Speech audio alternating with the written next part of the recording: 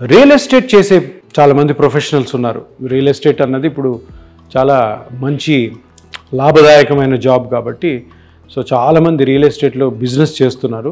Real ఎస్టేట్లో ముఖ్యమైనది ఏంటంటే అక్కడికి పోయి ల్యాండ్ చూసి రావడము, అక్కడ ల్యాండ్ దగ్గర ఒక దగ్గర 3-4 గంటలు నిలబడ్డము, 3-4 గంటల ల్యాండ్ అంతా చుట్టి తిరిగి చూడడము, ఎవరైనా కస్టమర్ వస్తే కస్టమర్ని పికప్ చేసుకొని మళ్ళీ వెళ్ళి ఆ ల్యాండ్ చూపించడము, ఆ ల్యాండ్ చూపించినప్పుడు అంతా నడవడము, అక్కడ ఎక్కువ నిలబడము.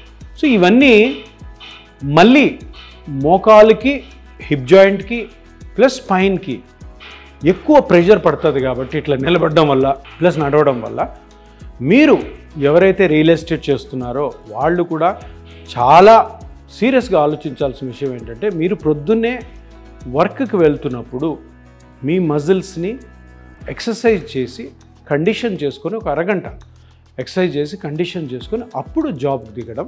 ఇదే కాకుండా అనవసరమైన ప్రదేశాల్లో అనవసరమైన టైంలో అనవసరంగా నిలబడొద్దు. అవసరం లేకపోతే కూర్చొని పని చేసుకోండి.